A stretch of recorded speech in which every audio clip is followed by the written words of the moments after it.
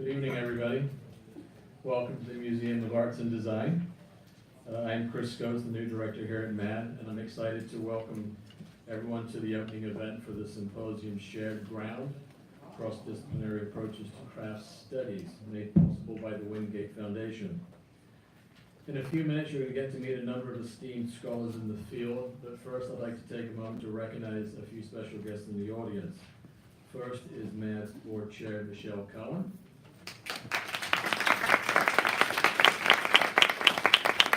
Barbara Bensich, President of the Center for the Arts Craft Board of Directors.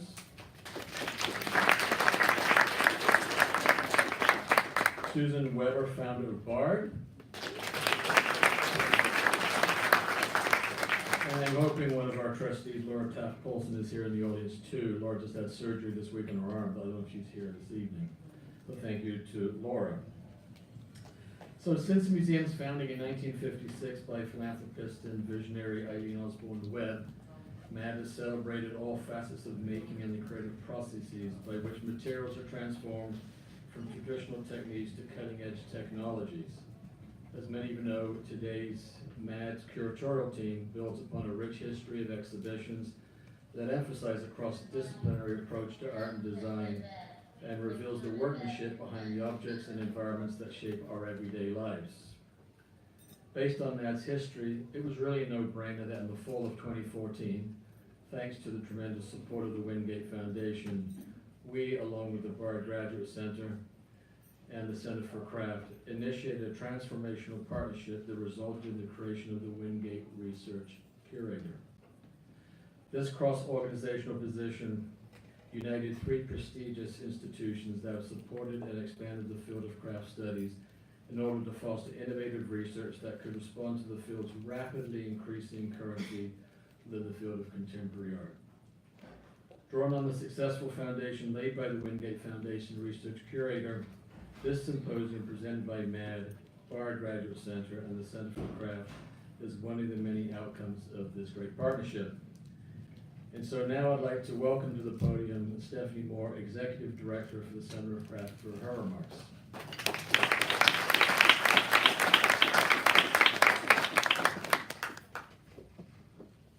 Good evening, and thank you for that introduction, Chris. It is also my honor to welcome all of you to the first evening of the Shared Ground Symposium. For those of you who I haven't had a chance to meet, I'm Stephanie Moore, Executive Director of the Center for Craft, and tonight we've come together to consider the prevalence of craft studies across disciplinary boundaries and identify where the opportunities lie for finding shared ground. This symposium is a testament to the growing number of scholars and programs dedicated to the study of craft. It is an accomplishment in and of itself to be gathered here for 3 days to share research, ask questions, and make connections. I'd like to begin by thanking our partners, the Museum of Art and Design and BARD Graduate Center. The Center for Craft has worked with these two like-minded institutions to advance craft and craft studies for many, many years. Joint initiatives like the Windgate Research Curator and this symposium foster unique synergy between the Academy and the museum, carving out new space for craft research. We are truly grateful to continue to work with such esteemed colleagues to build a future for the field of craft. On a personal note, it's been a pleasure to have this chance to meet Chris and all of you and to share this time together. It is so great to come together in a space where we are in person. Also, special congratulations to founder and director Susan Weber on celebrating the 25th anniversary of BARD Graduate Center.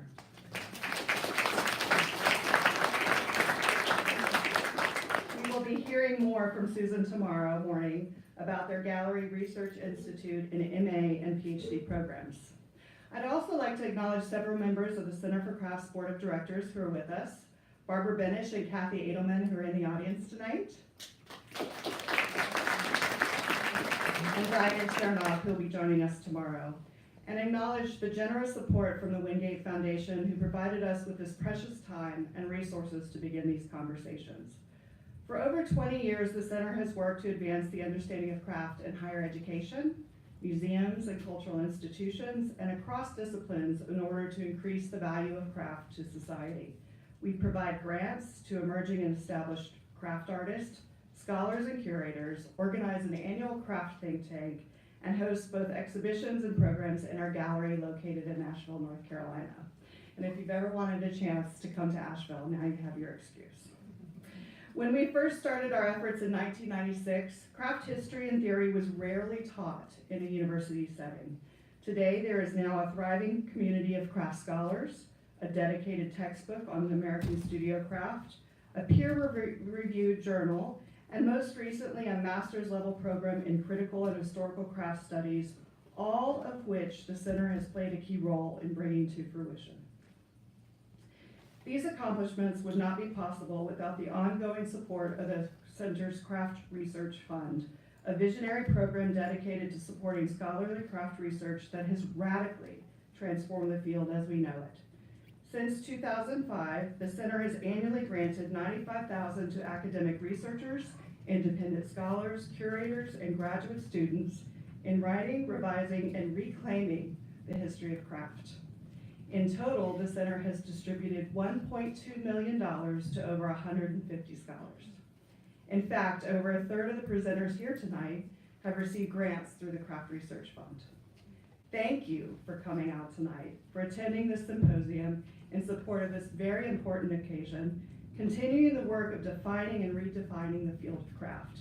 This field would simply not exist without the curious minds and sharp intellect of the people who are with us tonight.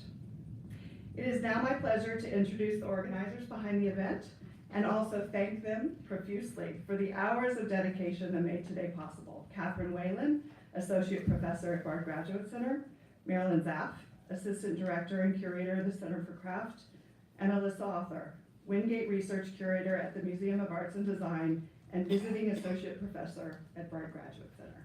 Thank you.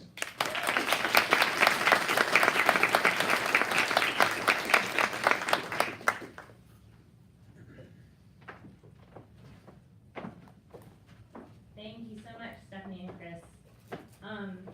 It's really wonderful to be here tonight, and I think that I speak for all of our organizers to say that this conference has been a long time in the making, and it is finally great to stand here and kind of kick off the whole weekend of events. Coming on the heels of a number of informal discussions that we've had, the idea for this symposium finally coalesced in a Center for Craft think tank in 2016. And the charge of that think tank was really to assess the current state of craft studies in academia, and a number of opportunities, but also trends in the field that sort of emerged out of that, including the proliferation of the study of craft across disciplines, the material chart in the humanities, the influence of global studies, and the increasing number of craft scholars in tenure track positions as well as curatorial roles. With so many changes in the field and the gaining momentum, enthusiasm, and interest in craft, it seemed like now, more than ever, it was time to pause and take stock of these shifts, share new research, and intentionally consider craft studies, not as a discipline in and of itself, but as a series of related questions, subjects, and approaches that can be employed across disciplines. Hello, I'm Catherine Whalen. So this symposium moves back and forth between theory and praxis. Tonight we began with a conversation among 6 prominent scholars in the field who explore craft across multiple fields, including anthropology, art history, decorative arts, design, and science and technology studies. The moderator of this keynote discussion is Ned Cook, Distinguished Professor of Art History at Yale. The panelists are Namita Wiggers of Warren Wilson College, Mahmoud Keshavarez of Uppsala University, Alicia Di Nicola at Emory, Steve Jackson at Cornell, and independent scholar Adrian Childs. As members of our symposium planning group, they have been instrumental in providing intellectual and guidance and outreach in the planning of the symposium. They'll also moderate panels tomorrow at Bard Graduate Center, where they'll make connections and foster conversations across the symposium. Panel presentations tomorrow are organized as follows. Blurring and Crossing examines how craft moves across and changes in geography, depending on geography, disciplinary affiliation, and cultural borders.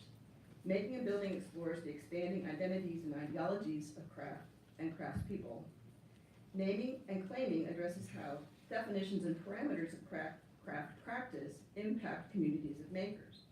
Tomorrow's program also includes an interactive session featuring 11 poster presentations presenting new research in the field and asking new questions. Thanks, Catherine. For those of you who don't know me, I'm Elisa Author. On Saturday, we'll be back here at MAD to explore how these new approaches to craft studies map onto curatorial and pedagogical practices. We will hear case studies from museums and universities, tour some of the recent exhibitions, and end the day with a working session digging into what, where, and how craft histories are taught. Before we begin with tonight's keynote panel, a few additional things are in order. First, I want to join Chris and Stephanie in thanking the Windgate Foundation for their ongoing support of the field, including the position of the Windgate Research Curator and the sponsorship of the symposium. We'd also like to thank Chris Scotes, Stephanie Moore, and Susan Weber for their leadership and support, and to our working group, Adrian, Mahmoud, Steve, Alicia, and Amita. Their insights have been invaluable and expanded our own thinking and approach to these events. In addition, thanks in advance to the speakers and poster presenters for sharing their research with us and for pushing the geographic, temporal, and conceptual limits of craft. Thanks also to Laura Minsky at Bard Graduate Center, Lauren Rockmore of the Center for Craft, and Arzu Hansen, Danny Orndorff, Lydia Bronner, and Duncan Cutler here at MAD. Their administrative and technical support and acumen has made the symposium possible, and for that we are very, very grateful. It is now my pleasure to introduce the moderator for tonight's keynote discussion, who will in turn introduce you to our working group. Edward Cook Jr. is the Charles F. Montgomery Professor of American Decorative Arts in the Department of the History of Art at Yale University. He has written widely on historical and contemporary American material culture and decorative arts, and is currently finishing a study on the self-invention of Boston in the period 1680 to 1720, as well as a book on material culture in a global perspective. He holds a BA from Yale College, MA in Early American Culture from the Windgate program of the University of Delaware, and a PhD in American Studies from Boston University.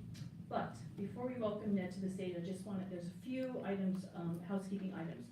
Following the keynote discussion, there will be a reception on the 7th floor of the museum hosted by the Center for Craft, and you can reach the 7th floor by the elevator or stairs.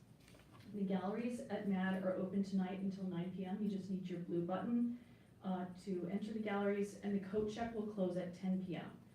Our discussion will be live streamed this evening, so hello to anyone who's joining us virtually. And please feel free to capture favorite quotes and images on social media using the hashtag SharedGround2018. Now, please join me in welcoming Ned Cook to the stage.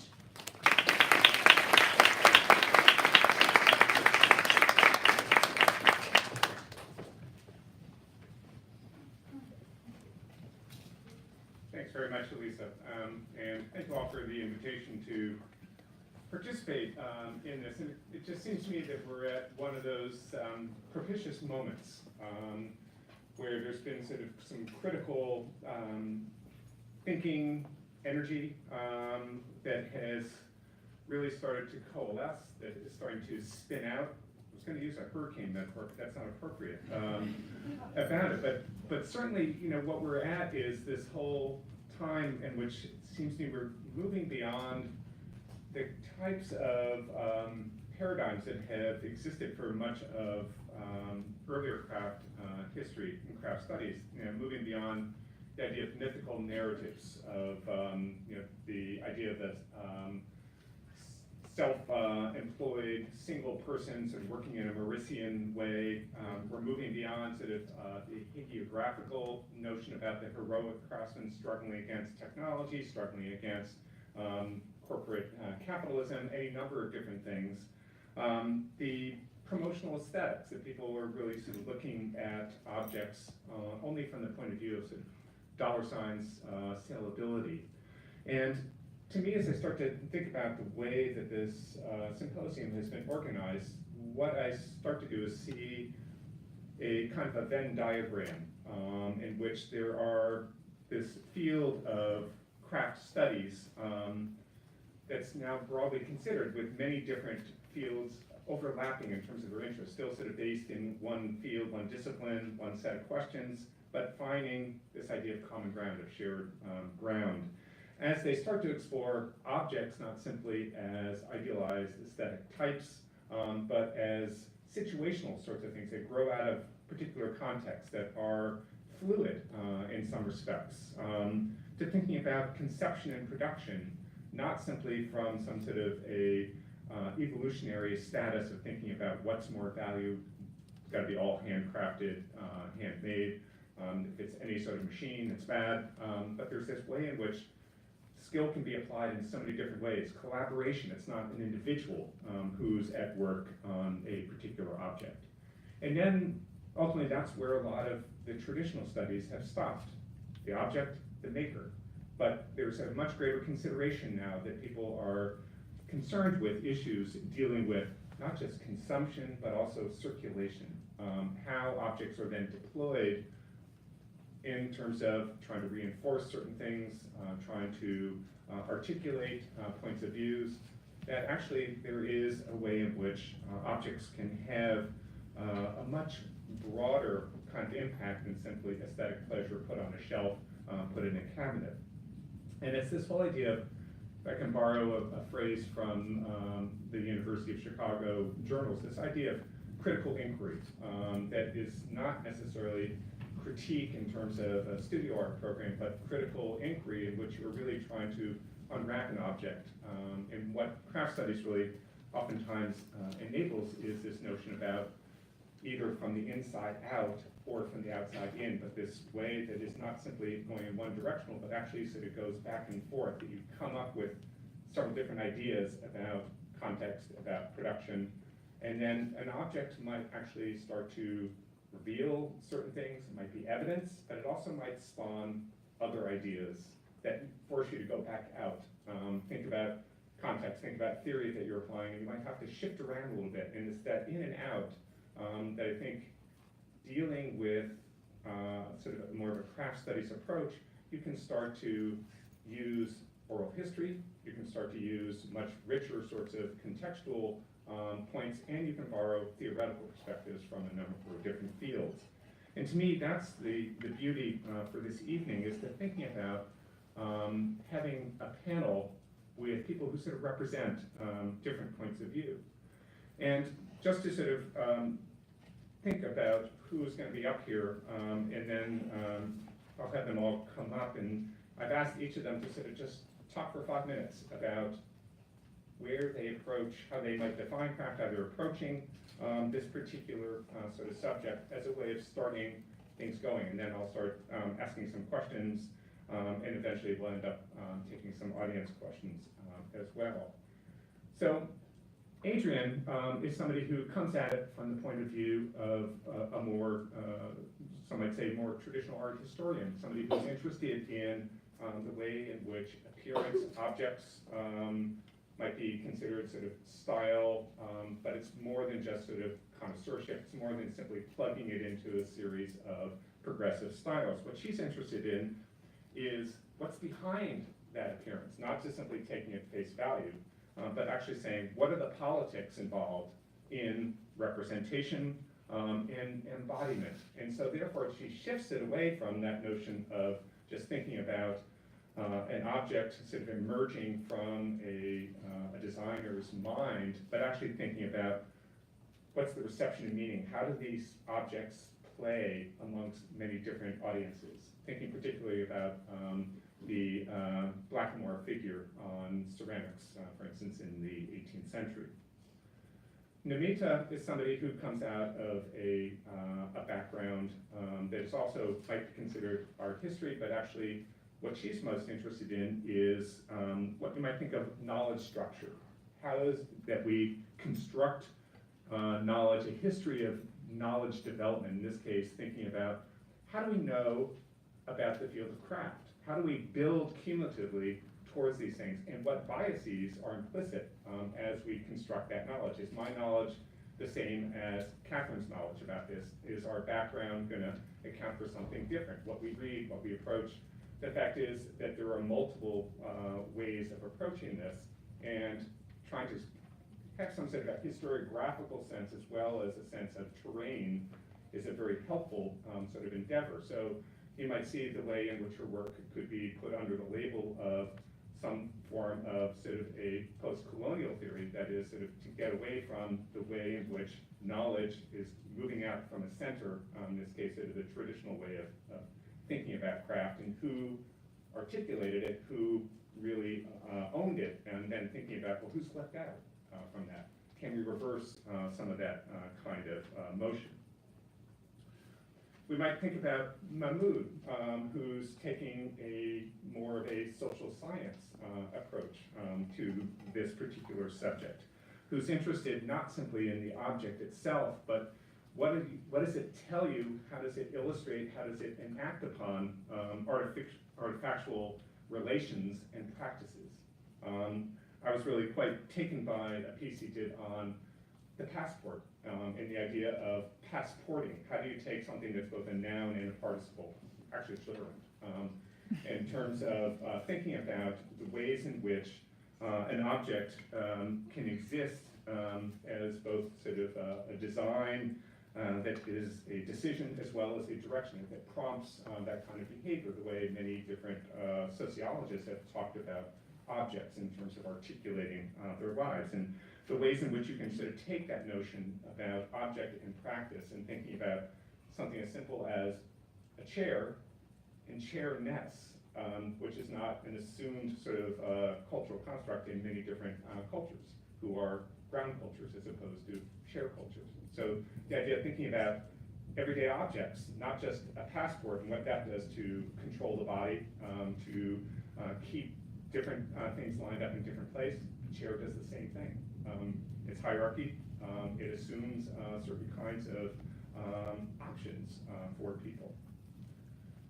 You might think about Steve also sort of coming from not just sort of science and technology studies, but some of his interest in human-computer interaction, thinking about the way in which, how does computation and computation services in a post-digital age really come to grips with, oftentimes put in tension and opposition to craft, when in fact many developments have come even before computer-assisted kinds of work, that's oftentimes the innovators are the people who want to eliminate the drudgery, who want to eliminate the stuff so they can get onto the creative part, or onto the part that they could add money to, or, an apprentice is nothing more than another kind of CNC in some respects, in an older kind of tradition. It puts a different spin on these things, but I think asking those questions from a different perspective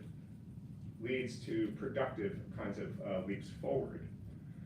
And then thinking about Alicia's work in ethnography and the ways in which oral history of interviewing people with a perspective, not necessarily just recording somebody for the sake of documenting something, but actually talking to somebody with a set of questions to try to see what you can understand about things like the hierarchies of values, of what value is for different sorts of objects, for different sorts of people. Is the value that a maker puts into an object different than the value that a consumer does? Or to put it another way, thinking about, as she did in her work in South Asia, thinking about the relationship of designers, class division between designers and craftspeople, in the ways in which it isn't simply class, but how's there a burden of class? How is tradition a burden rather than a celebration, which we tend to have done in the 1950s and in 1960s. So for me, she starts to get into issues of authorship, of expertise, of the ways in which everything is constantly negotiated, and negotiated in different spheres, that what's being negotiated on the block printing floor in Baghru is very different than what's being sold in Mumbai or even in Jaipur, for that matter. So that different people control different parts of the story, as it were. And the work of an ethnographer in some respects is to start to piece some of that together rather than just relying on one voice and one voice only.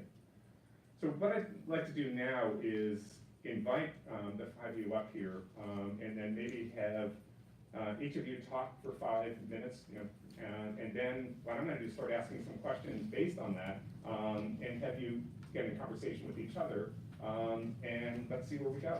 So come on up.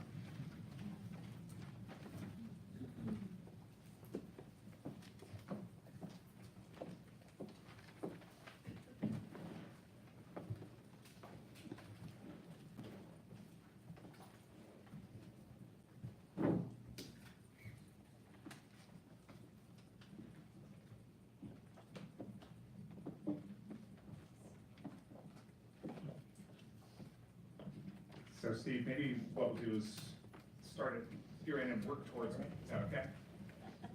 Okay, well, I feel like I might be the oddball here, so this could be There's no such thing. interesting start. Okay, good. Don't want to frenzy. So I guess to give a sense of my background and where I come into these discussions, I'm trained in the interdisciplinary field of science and technology studies, which, for those of you who don't know, it's basically committed to understanding contemporary science and technology as both ordinary and material forms of work. Beyond the stories that are told of the sciences, how can we actually understand what those practices look like? And at the same time, I'm also professor and chair of the information science department at Cornell. So when you put these two things together, what that means is that I think like an STS scholar, and the things that I think about are mostly computational in nature. And I think that's kind of an interesting entry point into some of these discussions because of the way that we've often told or imagined the story about computing and its relationship to craft and craft-like practices as an oppositional one, right? We imagine computation as being the opposite of craft, or the stories we tell about computation tend to call out dimensions of that work which neglect what I'm going to try and convince you are in fact inherently craft-like elements.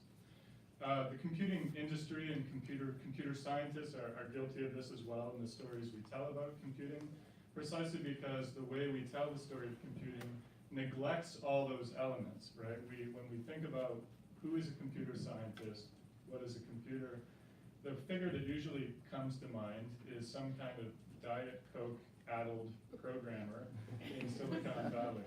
Right? That's what we think about when we think about a computational worker, or maybe it's a technopreneur in Silicon Valley. So the way that world appears in our stories, and computer scientists are culpable for this in part, is as a faceless and bloodless world. It's a world of digits like zeros and ones, but not digits like these, like our fingers. And all of our metaphors, the cloud, big data, etc., conspire in the story. But in my research and also my teaching and work with students, that's actually not the world of computing I see for the most part.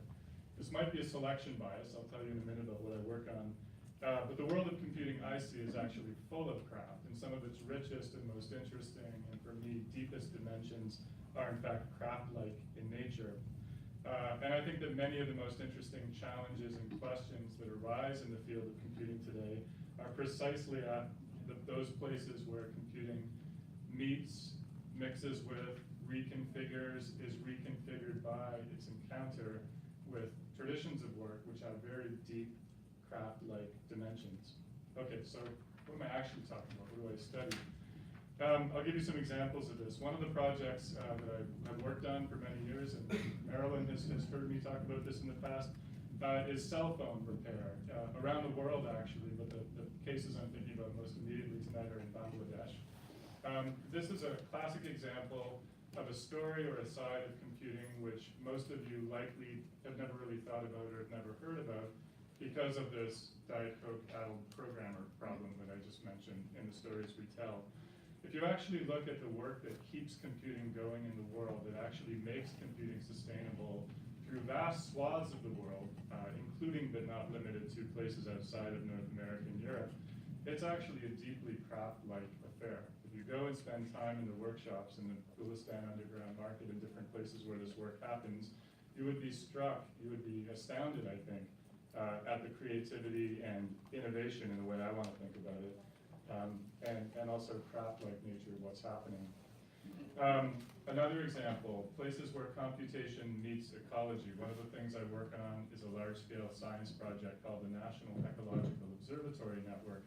And one of the most striking features of that work is the tension that occurs when computational forms and data forms meet the exigencies and the deeply field-grounded practices of ecology. And my favorite, this is a conflict story. My favorite quote from that work is from an ecologist who gave me this wonderful line that summed it all up. I went into ecology to be in nature, and now I sit all day at my fucking computer. So there are tension stories. There are other interesting mixes, and I'll just call your attention to a couple of examples, past and current projects with my wonderful graduate student, Amy Cheadle, at the back. Amy, you can wave. We've been doing work on robotic surgery and understanding how robots interface with the deeply craft-like nature of surgery and what that does to the identity of various members of the surgical team.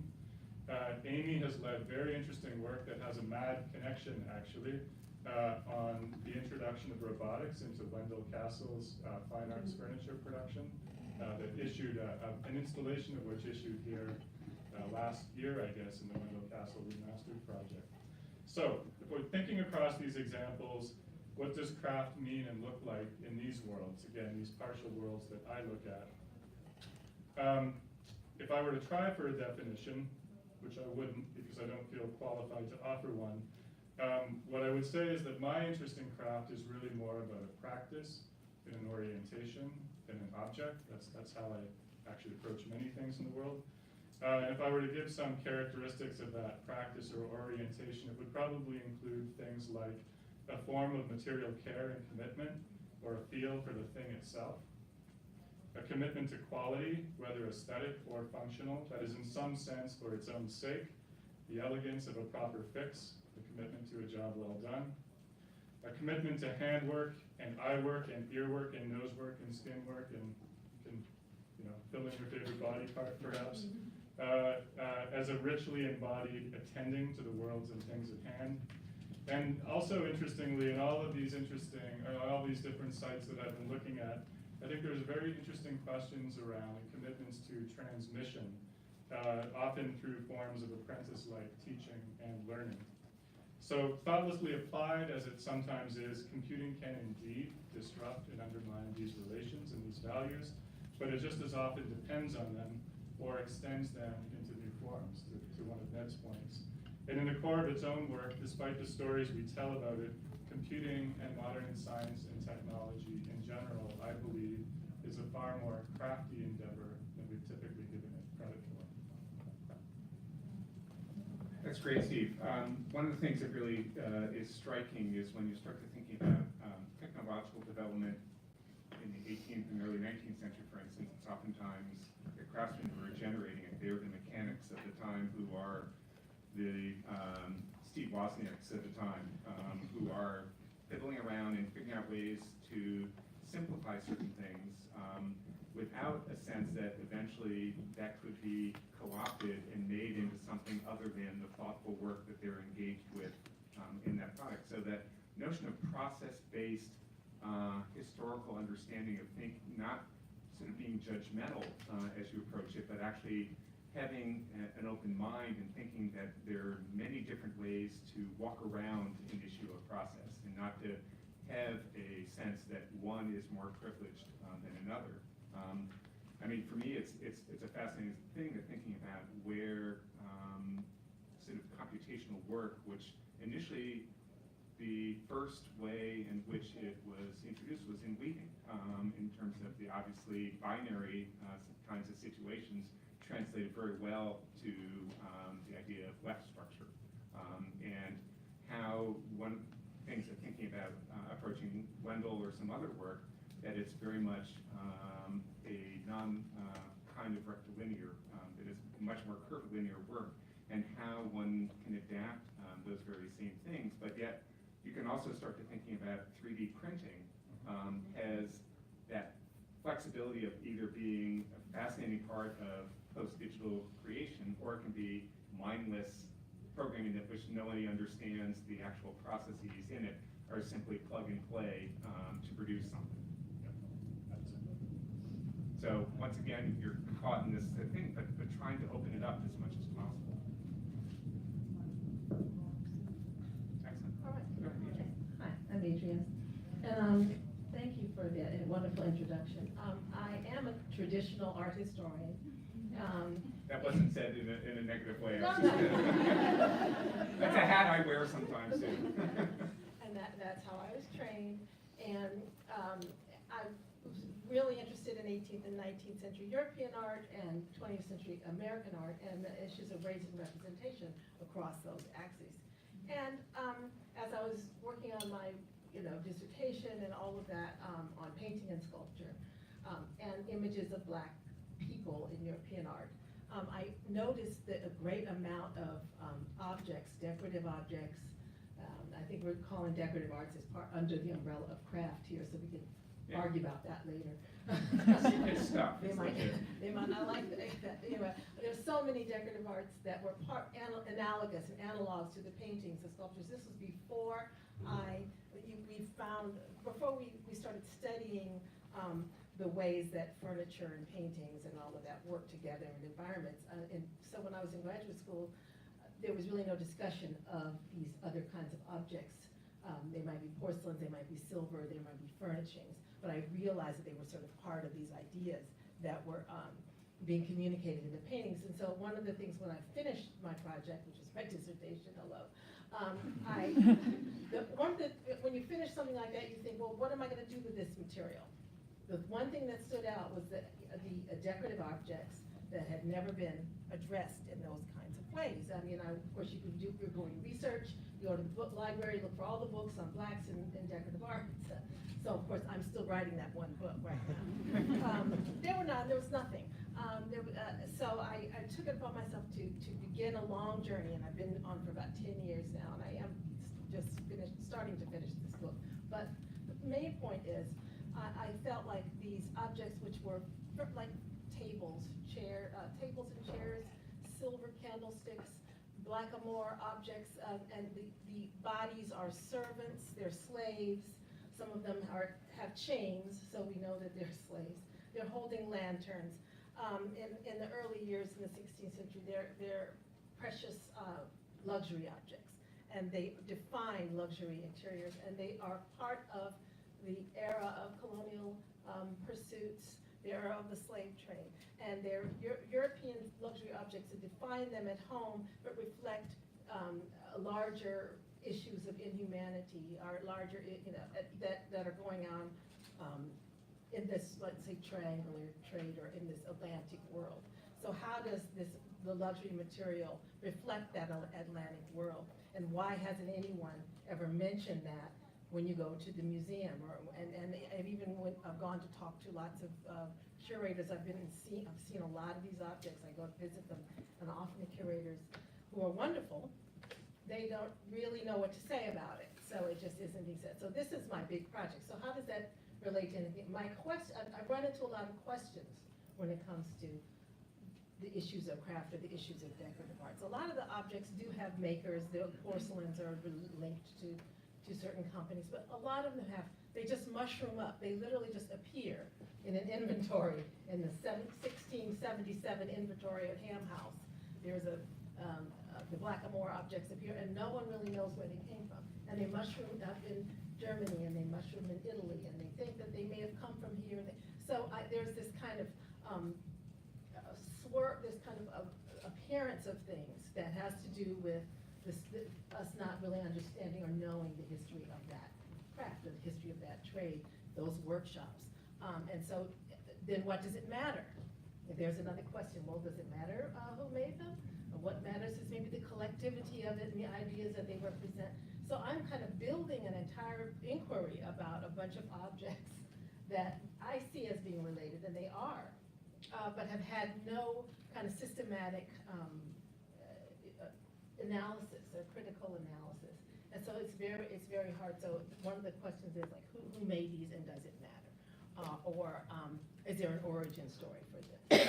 Or why is it that some decorative arts are seen as inert, or in other words, inert of meaning, or benign, that just because it's there, it doesn't mean it has any meaning about Black people. Or my favorite is, it's so beautiful. So what does beauty and precious, what do precious objects and surfaces, how do they obfuscate, especially when it comes to a decorative object, how do they obfuscate these very serious issues? And the other part of this is the materiality, because it goes hand in hand. And there is some work being done on that. What does it mean when ebony is coming in from Africa? What does it mean when the ostrich feathers that you find in these things are coming in? Or the silver is coming in from the South America that is being mined by slaves and serpents. And then when it's fashioned into a slave or a servant.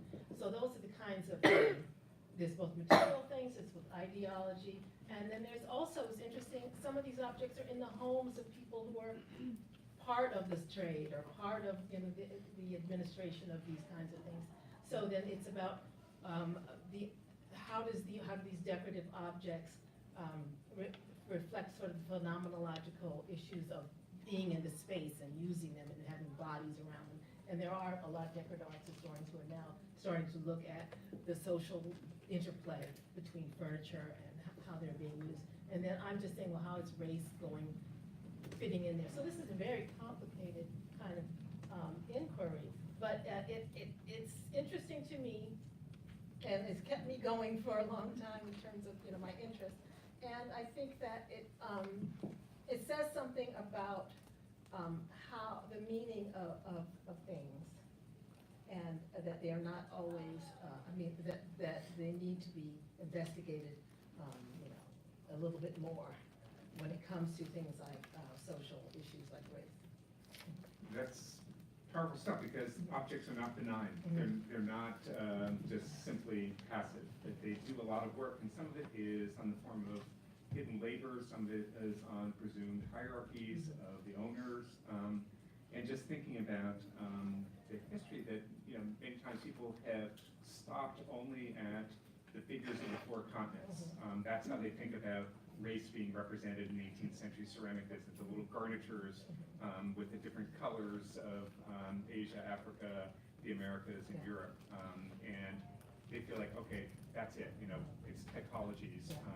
And what they don't realize is that there are these other objects, this idea of othering of different people that I was really struck by, for instance, even in silver from Australia in the mid-19th century, where the silversmiths are capturing different kinds of flora and fauna, not just the kangaroos and the palms and things like that, but aboriginals that they patented, so they are black and not silver. And what that ultimately means in terms of trying to create these divisions and making them specimens at best. But I'm also thinking about sort of hidden labor that there's an object in the Yale Art Gallery. It's a sugar bowl by Simeon Sumain, a New York City silversmith. It's always praised for its beautiful sort of Queen Anne kind of thing. It's based on a Chinese porcelain rice bowl with a cover. And what you don't realize is, in fact, as you point out, that the silver is probably coming from Bolivia, mined in Potosí by basically indigenous slave labor, that it's there to support sugar, which is being harvested by slaves on the Caribbean islands. It's owned by a New Yorker who's involved in the sugar and slave trade. So this thing just, behind its beauty, has this incredible story of exploitation involved in it that speaks to the entire Atlantic world. So this is the power, this is the story that needs to be told, that these objects, we can appreciate them, but we can also be uncomfortable with them at times as well.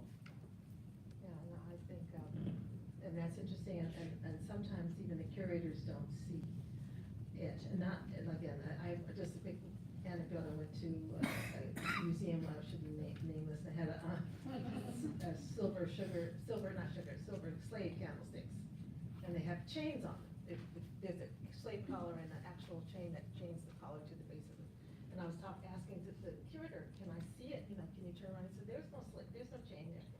he had never even looked at it. So he didn't see it, maybe he didn't want to see it. But there are subtleties, and then there are the very articulate things like those subtleties that it's something that is astonishing sometimes. Sometimes it takes Fred Wilson to bring it out, And right? yes. Great. So I'm Namita Wiggers, and I like this. This is a nice segue, thinking about seeing and looking at objects, and also thinking about who is seen and what stories are seen in the histories and theories that we construct. And that's really the work that as Ned really beautifully discussed, that's really the work that I've been focusing on in terms of craft. I am somebody who I consider myself a platform builder, and I like to create spaces for many different kinds of voices to come to the table. I'm not interested in being a sole authority on anything. I'm interested in hearing multiple perspectives, and that's partly why I'm so excited about everything that's been said and what's going to happen over the next few days. I thought that I'd start by just telling you what the title of my proposed dissertation was going to be. And I say going to be because it was approved, but then I left graduate school. And I'll talk about that a little bit more on Saturday. But my proposed dissertation was Producing a Place Like Home, Diasporic Domesticity in Chicago's South Asian Suburban Community. And as you can imagine, in 1995, at the University of Chicago, that was not looked upon very kindly by the art history department. I was working a lot with Arjuna Potterai and Carol Breckenridge in anthropology, Homi Bhabha, who got me thinking in incredible ways, but kind of ruined my writing for a little while. As long as it didn't ruin it, that you talk forever. Exactly, yes. And I can actually be quoted, which you can't do with his writing, right? So this all came out of a course that was being offered called The American Family Home, which prompted me to really try to understand this very particular Anglo-Saxon Christian-based heteronormative framework. Now, we were not talking about things in those ways in 1995. That is 2018 ways of describing it. I had a lot of fighting to do to even get to address this question about everyday life from the immigrant perspective, and that really was what introduced me to craft. When you walk into people's homes and they are coming from another place, there is a craft object that they bring with them. A table, a chair, if they're wealthy, most times it's a textile or a piece of leather, or in the case of Indian families, it might be a little silver murti that they bring for their home altar, right? Something made by somebody's hands is coming with them and stands in for a whole body of work and a whole culture that is not an other. It is a culture that exists in someplace else. And that is really what I'm trying to do with craft, is to get us away from talking about things as other and center, to push back on this idea of what is the margin and what is the center in many, many ways. With this, this is the kind of work that I did a lot with my exhibitions. I would say the bulk of the work that I've done in the craft field in the last 15, 20 years has been exhibition work, and it's about using the exhibition as a platform for this kind of inquiry and opening it up for other people to experiment. Shannon created with Judith Lehman the exhibition Gestures of Resistance, for example. So it was a way to test out what was happening in different parts of truly the art field. And I will admit it that I'm trained as an art historian. I like to say I'm a really bad art historian, or a naughty art historian, because we don't do proper art history. An irreverent one, that's okay. Irreverent, I like that better, an irreverent art historian. But that is my training. That is where my questions come from. That is where the largest amount of my knowledge is based. And I recognize that as a disciplinary boundary. However, I'm ornery, and if you tell me what a disciplinary boundary is, I'm going to push on that edge as hard as I can and figure out where it can be stretched to a breaking point where it does or does not work. But so that's kind of what I'm trying to do with craft. And now that I find myself in a very different position with developing this brand new master's program. And I'm switching from this exhibition sort of model of creating things that are addressing the general public to now a very focused thing of training students to go out and understand how they play a role in creating craft history and theory for themselves. And I'm using a lot of that anthropology training and a lot of work that I did as a metalsmith. Some of you may know that I worked as a jeweler. I wasn't very good, that's why I don't do it anymore. But I made jewelry and I sold an artful home and had a successful business for a number of years. So I'm bringing a lot of experiences to this that I think are a little bit of an unusual sort of array of understanding of the craft field and what happens out there in different ways.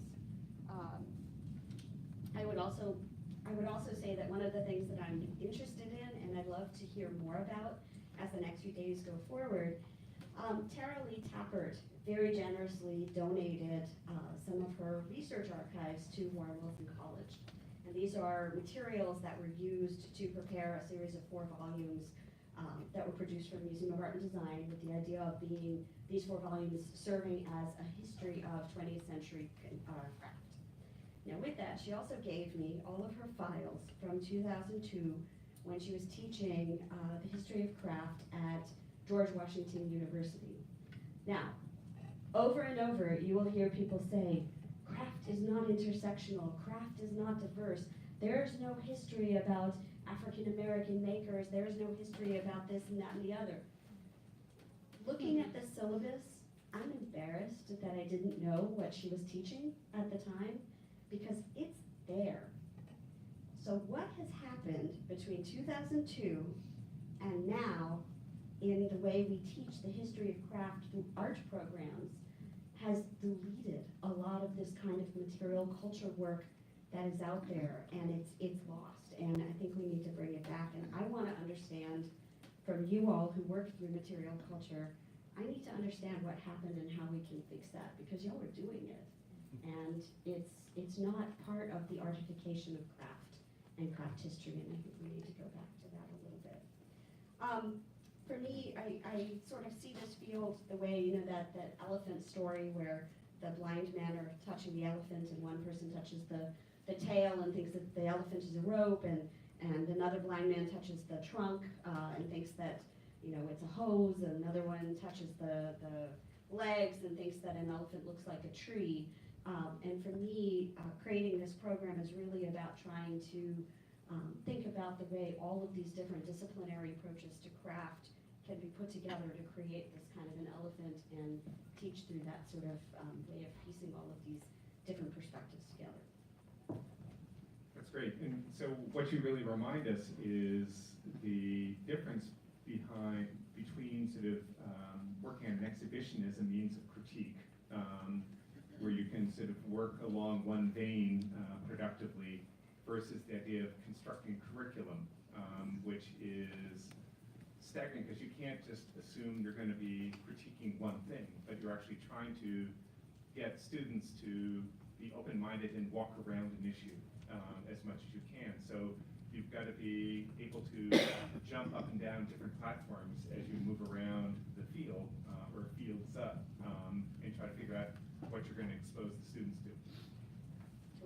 Totally. And this is being taught through art, through the art department, but this is an opportunity to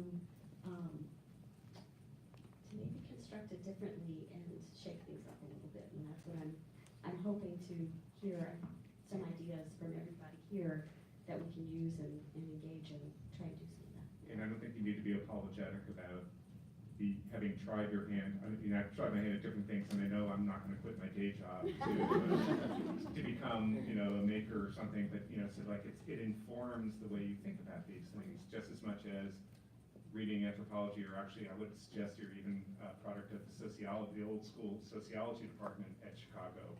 Is very much within your DNA and the way you're approaching the Chicago South Asian community. That's very much a part of what they were doing.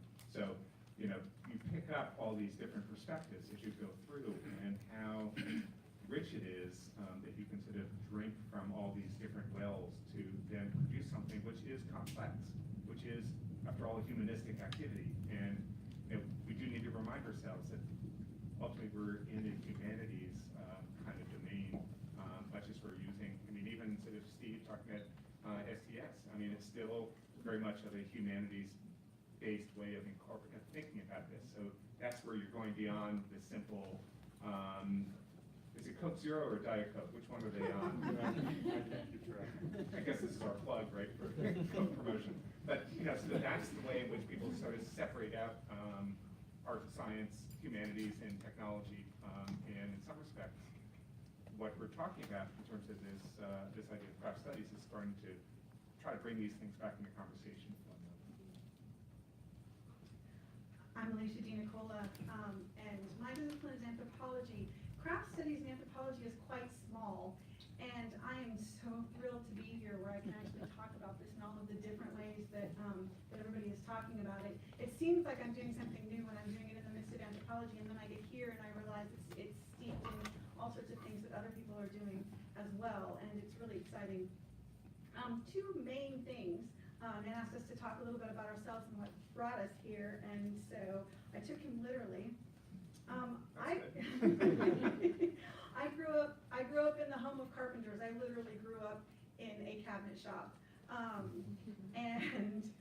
but it's a bit like growing up in a Catholic home, which I also did. At some point in time, it sort of enters into you and does what it does to you, whether or not you actually go to church every Sunday or not. It just is there. And so I study ideas of craft and authenticity largely through language, and I want to make clear that it's really connected for me as an anthropologist to praxis, right? So when I talk to people about craft, I'm sitting there as they're pounding blocks onto textiles, right?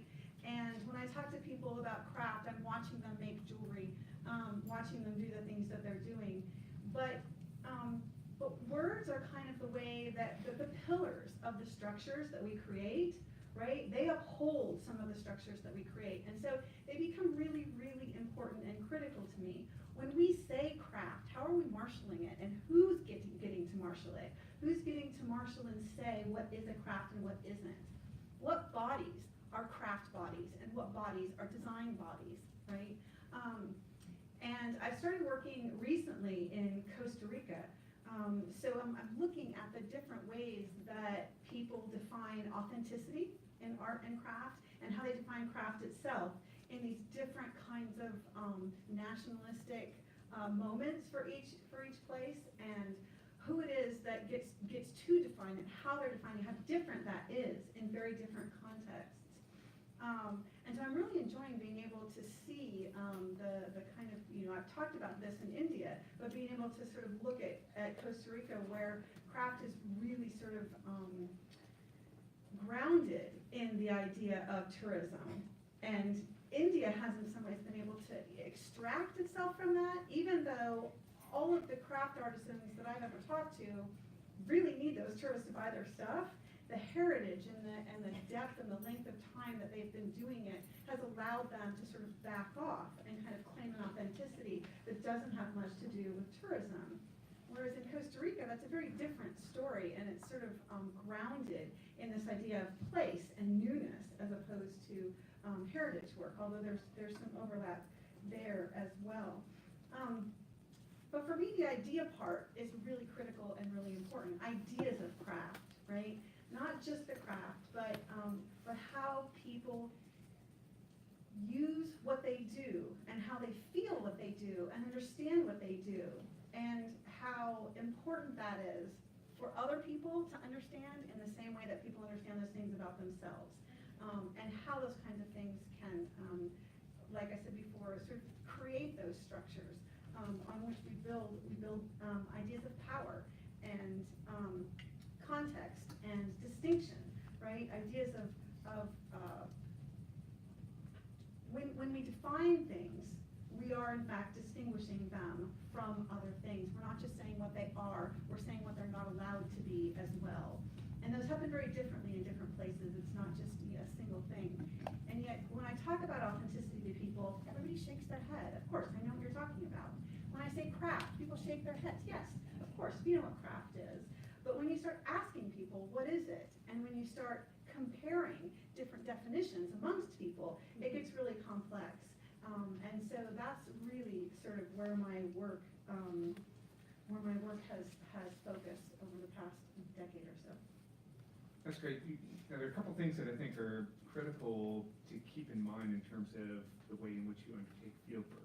One was talking about language, and I would say it's both spoken and written. For instance, it's somebody who, when I was trying to understand things in the 1950s, obviously I couldn't interview anybody, but just starting to read everything I could and then starting to pick up certain buzzwords that came up, and they start to become signifiers about these value systems, and trying to be aware of who's dictating them. Wasn't just Rose Slifka and that's it alone, but ways in which how people were talking about work, about techniques, about styles, and anything became, you could start to map these different words that were truly sort of universal words over different periods of time, and trying to understand the mindset of that time using that kind of record. But I've also been really struck when you're talking about interviewing people while they're pressing their blocks on the cotton. The time I've spent in different shops, I always feel like that's such an important part of my research, is to get into somebody's shop and talk to them there and actually have them walk me through something, and have them use their hands with me to show something. Has been so instructive, because it's a way in which it is less framed than if someone even comes in and takes an environmental portrait, or and I was really reminded of going through reading a lot of literature, say, of Sam Maloof, and the way in which he talked about his work, and his hand is involved in everything. First thing I walked into a shop, there was a time clock and punch cards on the wall. And the guys who've worked for him for 10, 20 years are punching in and out. And sort of that's something that is never talked about. It's never part of that portrait that is portrayed, that is promoted, but it's right there. And that's where I always feel like going and visiting somebody on site can't hide much if it's in the middle of things being made.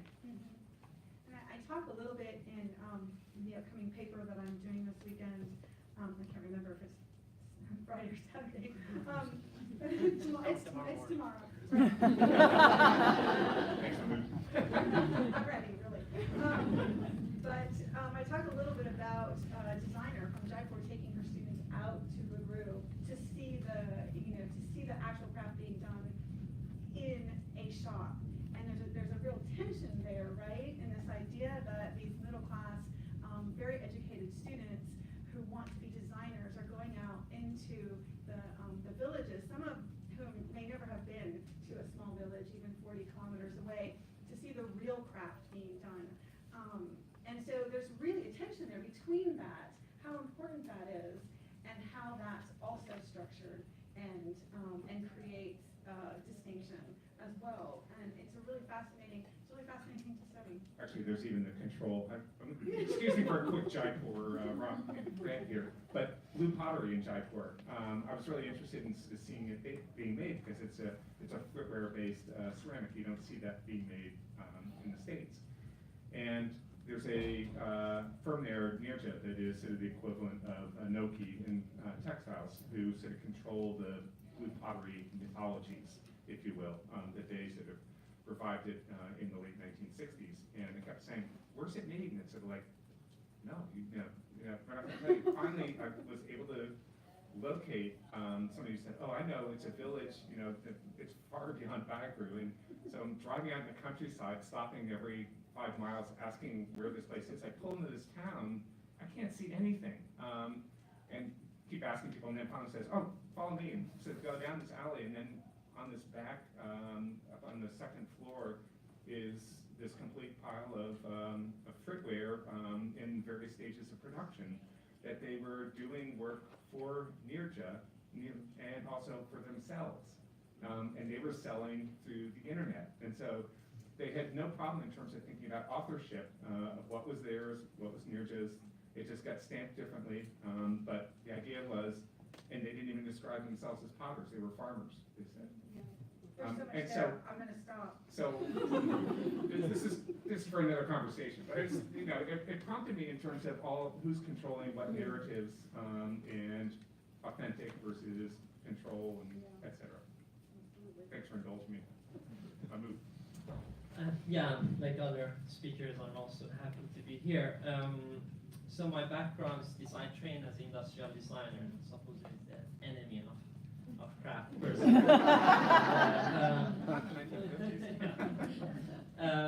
But also a bit of my background is in interaction design. But much of the work I've been doing is what we call often design studies. And a conventional design studies often focus on the product, right, as an isolated thing, what kind of meaning this product has, what kind of meaning ascribed to it.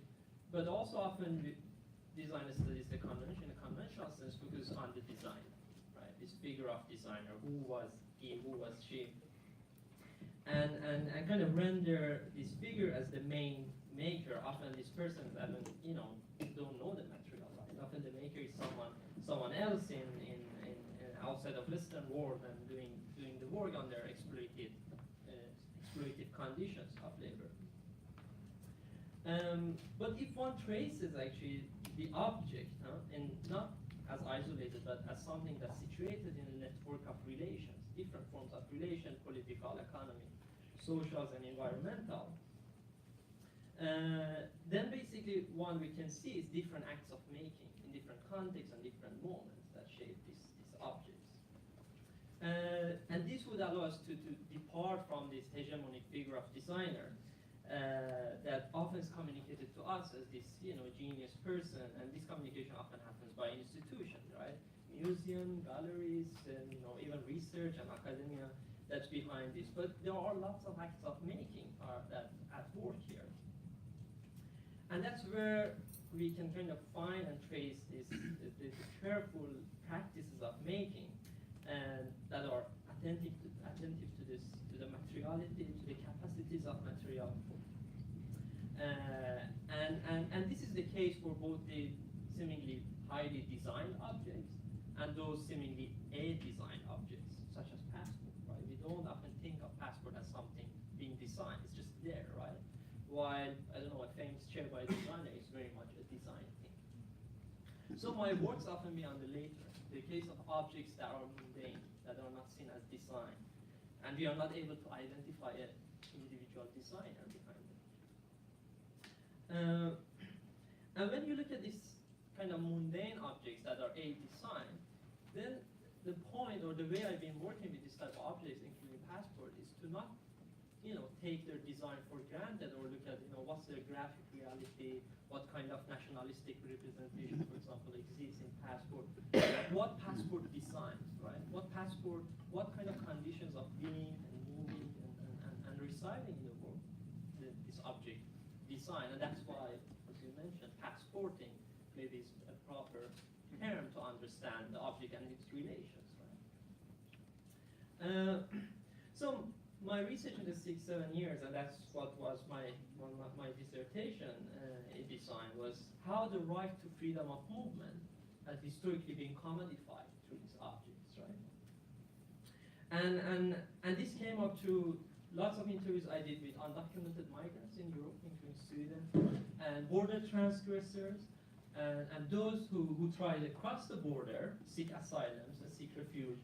But the problem is that they don't have a passport, or they don't have a good passport, as many of them put it, right? The passports, if you're from Afghanistan, you can only travel to 4 or 5 countries without visa. Or if you're from Syria or Iraq. So what do you do then? You have to find a passport that grant you the ability to move, or grant you this freedom of movement that much of the Western citizens enjoy and take for granted. The point is that the modern passport, as we know it, may not have anything or any relation to the idea of craft, right? Because the modern passport is not the old passport that would get its authenticity from, let's say, the hand of the queen or the king. The modern passport is authentic because it's reproducible, right? The passports would be seen authentic because they all look like the same. If you would have a passport that's signed by your president, that's legally invalid. You cannot use that. Passports are valid as long as they all look like the same. And that makes them basically authentic. And this is the whole idea, right, with the modern idea of production. And that's the whole thing at the heart of the modern production of meaning. For any system to generate meaning, it needs to be reproducible. Right? Recognizable. Repeats itself. Yep. But exactly it's this repetition that makes it also vulnerable, right, to intervention. It's the repetition that makes it vulnerable, right? We talk about performative aspects of the reproduction, repetition, and performances never produce the same result, right? And that's where the intervention is possible. In case of passport, that's what makes forgery possible. So during my research, I interviewed lots of people who use forged passport, and I ended up finding passport forgers and smugglers who using this. And you put this next to this narrative of the state about the most secure counterfeit passport, and then you see this forger that do such a wonderful craft intervention, right, in this highly secure digitalized passport. I could not show an image, but 2 years ago, a very wanted forger in Thailand was arrested. After 8 years, police been trying to find this guy. His name is Doctor of Passport. I mean, we might laugh, but the idea was that this guy was a refugee. He was trying to get into Australia. He couldn't. He was a nurse in his own country. He wanted to go to Australia to be a physician, but he couldn't. So he ended up being a middleman to secure money for his travel. He didn't manage. So he continued there and became a forger in Thailand. So when the image came out of the press conference, you see all these materials that he used that you can find in any workshop of a craft person. The type of machine used, the type of stamps, the type of material used is identical. It is a craft person. So basically, my point is that the work that forgers do, or passport forgers do, teach us very well the materiality of meta concepts such as citizenship, right, or borders, or sovereignty. And kind of the concept of this discursive level of these concepts, right? We tend to think of citizenship or borders as on the discursive level, but forgers remind us very much that these are, you can only operate and perform this concept as long as they are material. But the moment you materialize them, the moment you materialize border, you materialize citizenship, to be practiced, the moment you materialize identity in terms of passport, you make it also vulnerable to intervention. So there is a tension here. And the question is not to solve this tension. The question is who has the authority or agency to negotiate this tension. So this is where I've been kind of looking and kind of interests me in terms of how we can think of craft as a way to counter these grand narratives of ecological reproduction. That's fabulous. I mean, to me, what I'm really reminded of, we're in a period of post-designer design studies in some respects. Sort of getting away from the way in which the elevation which really focused on sort of research and development, the idea that the designer was able to do all these time motion studies and sort of know the right materials and voila. And what you're dealing with is almost a post-processual kind of design studies that is really not focused on that so much as what's happening in the creative process. But to me, the other thing that's really interesting is thinking about, is it an inherent part of craft that is vulnerable? The idea of vulnerability because of skill and the way in which skill is so moving in so many different directions that it's used to counter something else, that it can be exploited in different ways, or perhaps reworded, repackaged in some ways. That this idea of vulnerability becomes a really interesting concept of thinking about what's uniting a lot of what we're talking about. So I thought there are a couple things that when I was reading through different works that you all had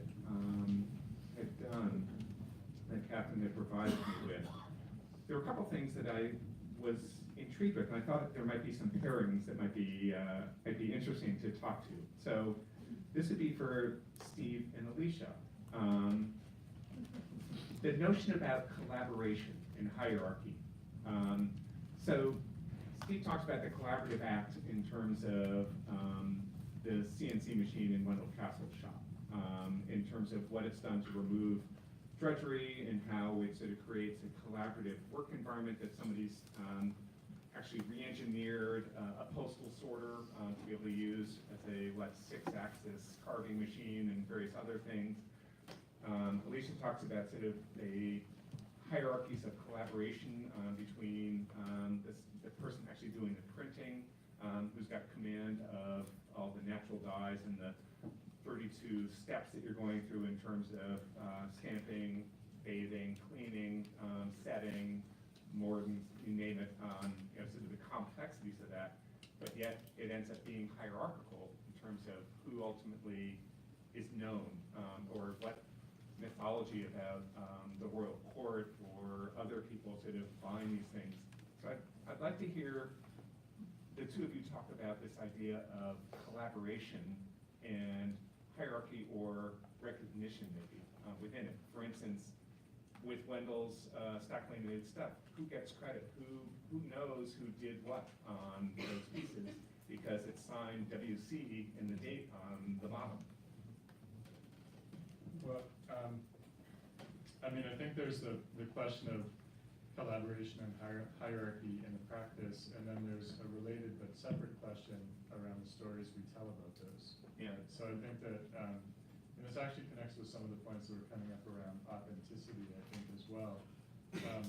It strikes me that many craft practices, at least of the ones that I know of and that I've encountered in my work, can be remarkably supple, integrative, open to new things, can be sponges for it, and in the same way you described some of the work coming out of the 19th century and the people who were doing that work.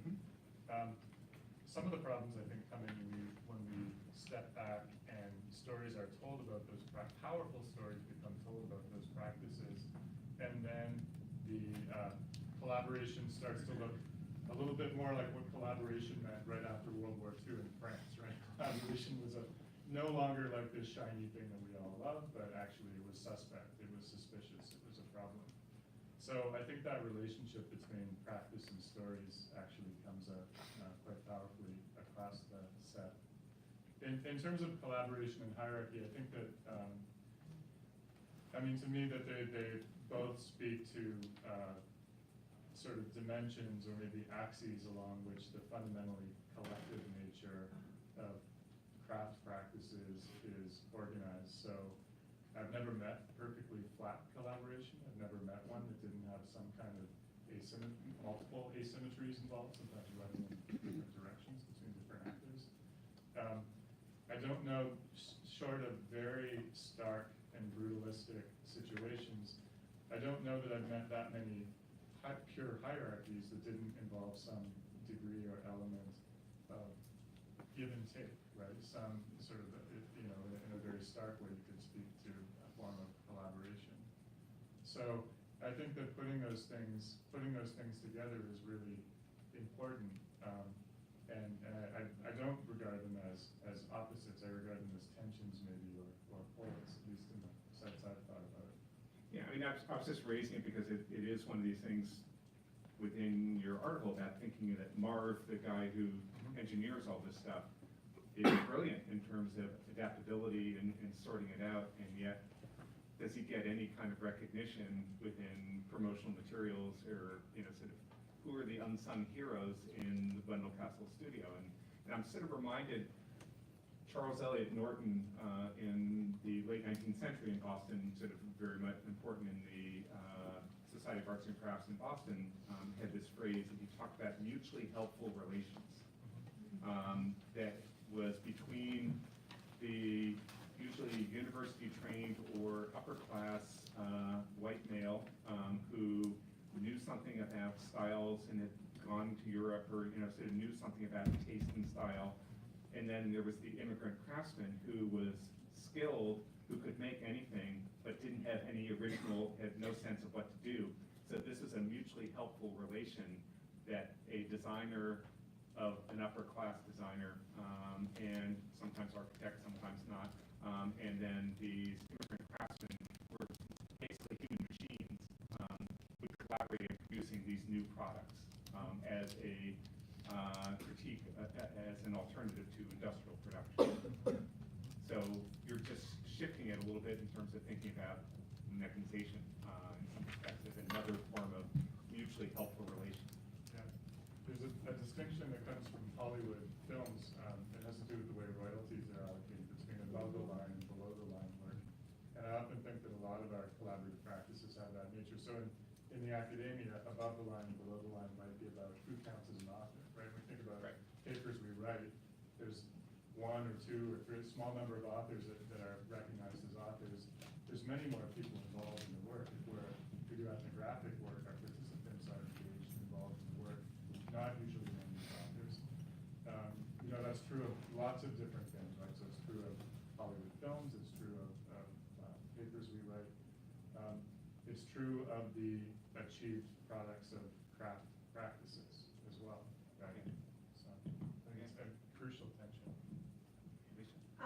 But it's interesting that you brought out in some of the work that I do, the collaboration between designers and printers, specifically because that is a really critical collaboration, right? It is hierarchical, and so it's often easy to suggest that it's unfair. And in fact, there are things that are problematic about it, of course, but most of the printers that I work with have, previous to the designer coming in, worked with local farmers. They sold to local farmers.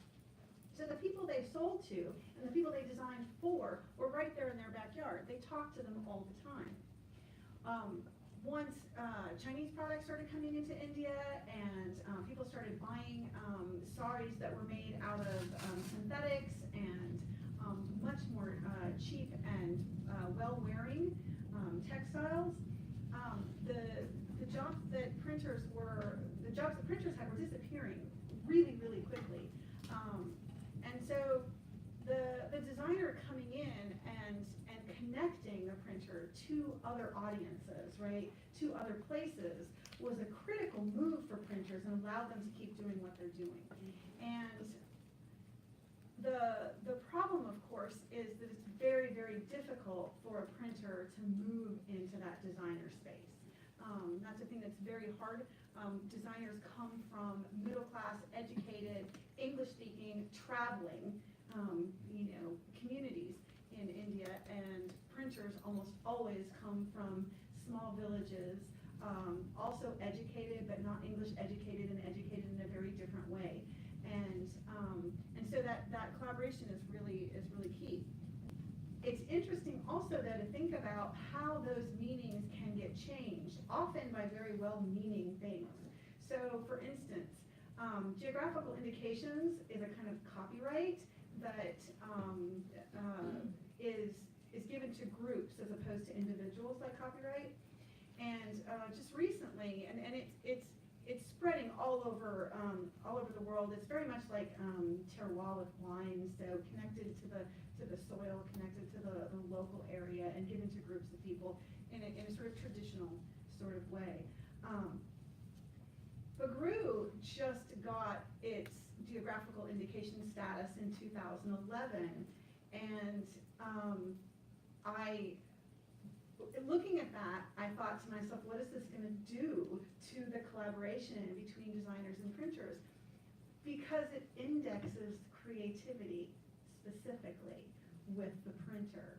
And right now, what the designers are getting out of this, or previous to 2011, what the designers were getting out of this was a kind of claim to creativity and newness. That was their claim. It wasn't that they could travel all over the world, right? It was that they owned, in some ways, taking tradition, keeping it, changing it, making it new and innovative, and being able to sell it. And so once geographical indications came along, it was specifically giving that sort of ownership of design back to the printers. And I'm not sure, it's been 8 years, and printers are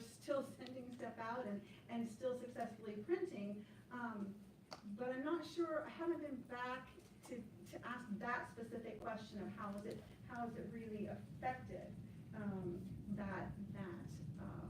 that collaboration. But printers also kind of have an ace in the hole there, which is that they also work with designers from outside of India who will come in and just buy what they have and take it away. And so that's a collaboration that allows printers to not have to deal as closely with the state. So if they're dealing with Indian printers, there's all sorts of state rules and laws and things that the state wants to impose upon printers. And if they can sell it to people taking it out directly, they don't have to deal with those. So those collaborations are very important, often very hierarchical, but critical. And also thinking about they have different national craft awards too. There are a couple of Bauru printers that also gave them certain identities, as part of the handicraft arm of independence. Absolutely, which is another fairly significant hierarchy, right? And local one, yeah. Great. So then I was also thinking about how Adrian and Mahmoud sort of connected with each other, and I started thinking about the blackamoor figure. And could one actually think about blackamooring in the same way you have passporting? And what is that doing? What is that doing to sort of push back in terms of thinking about some of the identities, some of the ways in which bodies are trying to be controlled? I mean, it's not. I was thinking about other ways of taking object and gerund together and linking them together. I think it's a fascinating question. I'm just trying to sort it out. Blackamooring, like, for instance.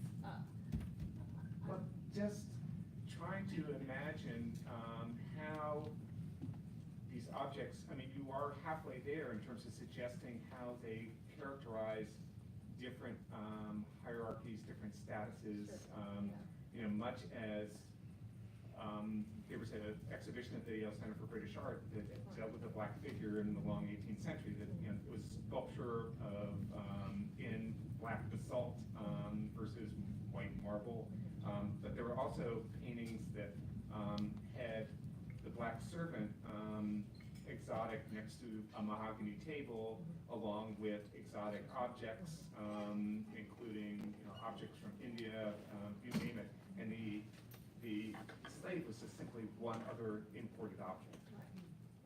So ways in which you are thinking about these figures occupying space in these rooms, and what are they calling to in terms of those clients? How are they articulating people coming into? Is it another form of this objectification of having a console table in your William Kent hallway that's got an ebonized figure in it?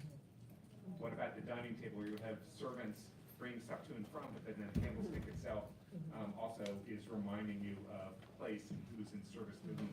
So you're talking about the kind of dynamism of this notion of that blackamoor is like a static figure, but this whole notion of having the kind of embodied servitude or all of that is not just static. It is something that is part of the way people interact with the objects, like is it painting, sculpture. There's a whole dynamic environment that that the objects fit in, and then the objects also kind of engender kind of that kind of energy. And so maybe that is, but I'm just I guess thinking of them as such so having no agency. You see what I'm saying? Maybe I shouldn't be looking at them as having no agency of their own. Because I was interested in what you were saying about the passport as having a kind of an agency. It's not just a piece of paper that gets activated when someone else interacts with it. But and when you think about the objects that represent servants, you want to think of them as not having their own power. But I think I need to really rethink that and see what are they doing. And I don't know that they are speaking back necessarily, but there are ways in which we can look at them as more active participants and also kind of representing something that they're there to represent, the the new world or the old world or other. They're there to represent faraway places, and they're there to make the owner look like they are international, sophisticated and worldly, et cetera, et cetera. But they also speak back. They also represent what they are as servants, and they kind of implicate. There's a kind of implication. They implicate this environment in ways that we can see it now, and maybe they weren't, and the owners didn't see it that way then. So there's lots of ways of kind of turning that around. I don't know if that was your question, but I like what I'm talking about. And another way to think about this is in a place like Charleston, South Carolina, where you have slave artisans who are among the most valued bits of property in Charleston, Yes. who are working in the silversmith shops of Daniel Gow, who are working in the cabinet making shops of Thomas Elf. But can we find anything, trace elements of them? You know, people try to look, is there a bit of African American telltale signs? They're totally blended in. So is that a form of invisibility that's power at that point? See, it's a way in which you can start to thinking about the agency of not the product so much as the invisibility of the maker, able to slide in there and make something of the highest quality for an Anglo audience who doesn't know that perhaps that they made it. Yeah. There are a few craftsmen there that are known, just but African American craftsmen around the country, but not very many. Yeah. And so that is a very powerful kind of question.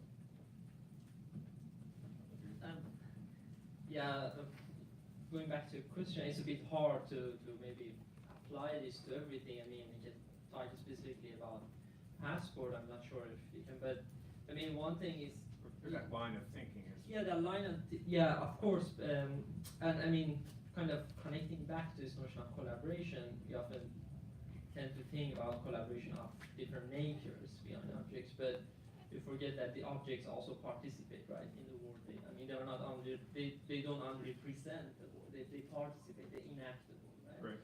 So that's the point with passport. We often think passport represent different migration politics, different nationalistic politics in different time.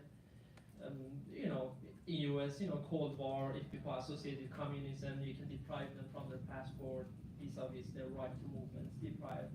But in practice, when you trace such a mundane object, you think how much it actually shaped back migration politics. So rather than, or if you trace the colonial history of the passport, specifically in case of India, how, for example, Indian migrants, even though India was part of the British Empire, and supposedly Indian migrants could just go to Canada, right? But no, they could not, right? So they had to put a specific money, apply it, kind of a old form of visa, and so on and so forth. So you see, for example, that these objects were not just products of a state. They were actually defining the state. They were defining the empire state. And very much with, the refugee law.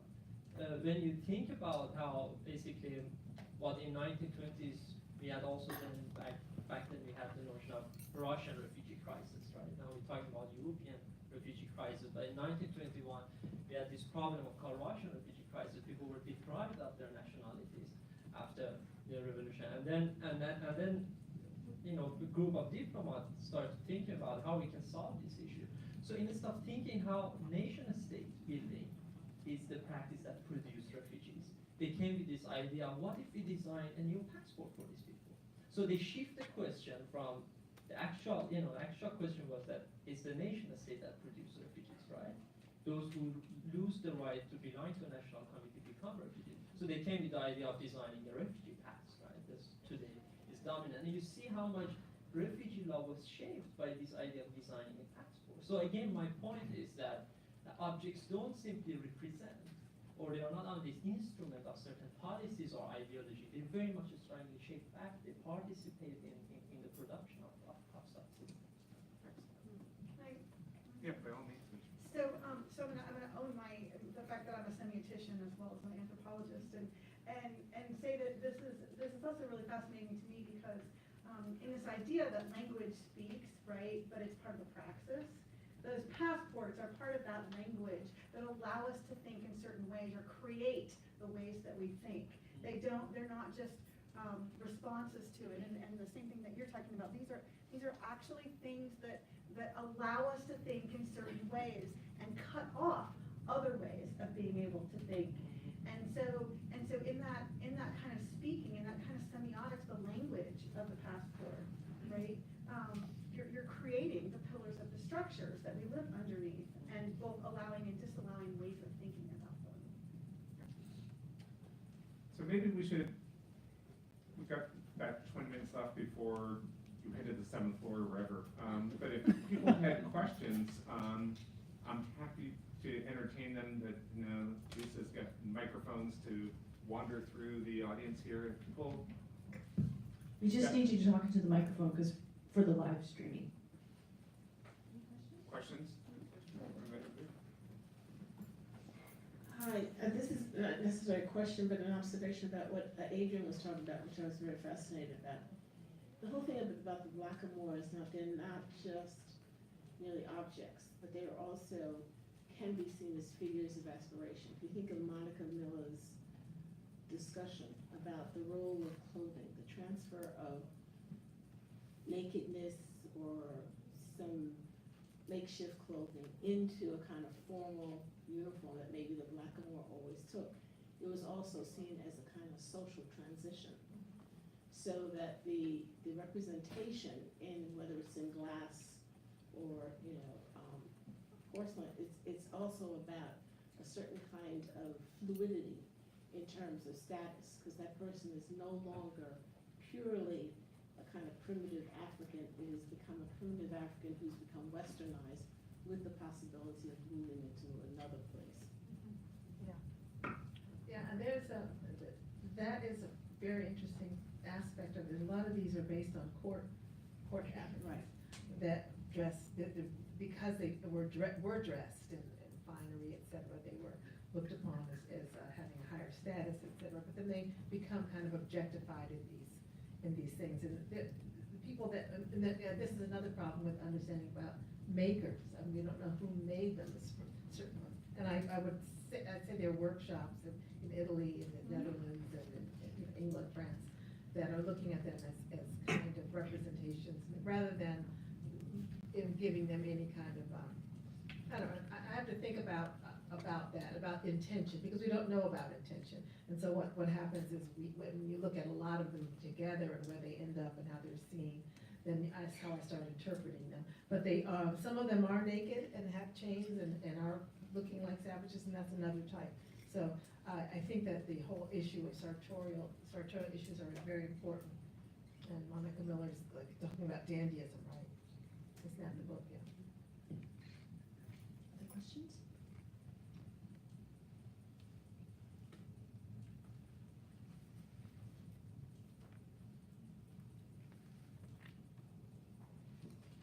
Satiate. Yeah, maybe. Anybody Do here? any of the panelists have questions for each other? I have a question. So I'm interested in the way, Ned, when you were talking about the process and the idea of these productions happening and people who are making in these different factories, or the immigrant worker, as you described it, who is fulfilling a particular task, right? And thinking about this in terms of production, as you were talking about it as well. And it's just made me think, I mean, my first thought was, what were the folks who were working in those places making on their own? What were they making when no one was looking? And we obviously don't have traces of all of that, but there have to have been things that were being made somewhere that we just don't know about. And how do you recapture that? How do you go back and figure out what that is? I can only think anecdotally. And it became one of the key things when I was looking at the furniture designed by the Green Brothers in Pasadena and made by the Hall Brothers shop, that I was able to talk to descendants of the different people. I was able to locate who worked in that shop. And each of those families had things that were made by those individuals. And one of them became key that it's very obscure. There was only one set of furniture produced by Green and Green that had dovetails. And it was the Thorson House up in Berkeley. It wasn't around Pasadena at all. And it was Carl Lappel's family that had a dovetail box that he had made. It's the only thing that I'd seen, and that became a key part that I was able to sort of figure out that he was the one on site up at Thorson House, away from the shop doing all the table saw work down in Pasadena. He made all the stuff there under sort of the aegis of the Green designs with the Hall Brothers mentality, but using his techniques. So it's a weird way to think about it, but it's actually finding these things that people made on their own, just on their own time, which they didn't always have a lot of. So there are these trace elements that one can use productively to try to sort out sort of what so much of shop production, if you are working beyond just one person, is you're doing what a customer wants according to the rubric of the shop with some of your own techniques. And to try to sort some of that stuff out is very complex, and it requires a large body of investigative work. I think that ties really nicely. I love that question, and it ties so nicely into what you said earlier, Anita, about immigrant families bringing things from their home country, because it was often these immigrants who were working in these situations.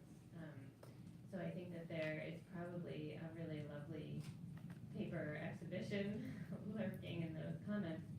Another anecdote is the Giuseppe Ferrari cabinet at Philadelphia Museum of Art that was shown at the 1876 centennial, and we don't know much about him, but what we think is that he was in New York working at one of the major furniture shops, and he made this masterpiece cabinet filled with amazing carvings, probably in his spare time as a way to launch his own career, which we don't think happened because we don't know more about him, but there must just be more examples of this. So anyway, I love those two. And actually, it's a field that's not represented here, and that would be psychology, because William James, as one of the founding fathers of the discipline of psychology, has this whole notion about the division between the brain and the body, and sort of talks about the, it's basically that designer craftsman kind of division of thinking that there's certain people who are well suited to creativity in the life of the mind, and there are some people who are brute force. And there are strange ways that then gets inflected into other things in terms of nationality, race, etc. So speaking, okay. I was also thinking what Ned was saying about going into people's workshops, but also going into people's homes.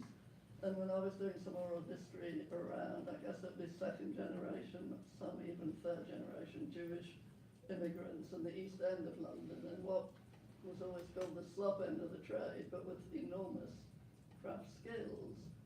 When I was in their houses, and this would be even in the early 70s, a group of us was looking at that, the object that we kept seeing in everyone's house was a cocktail cabinet.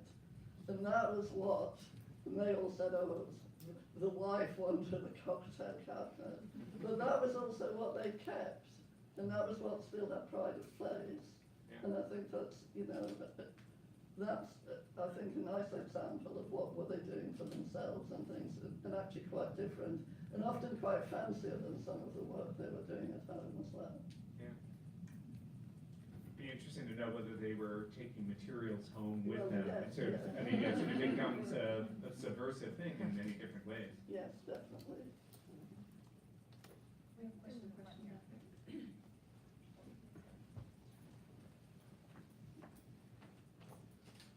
Yeah, given the sort of intellectual diversity of people here in terms of your field, where you're coming from, I'm kind of curious what kind of work the analytic category of craft does for you, as opposed to sort of decorative arts or design or even technology. What does craft do for the kind of studies or engagements you do?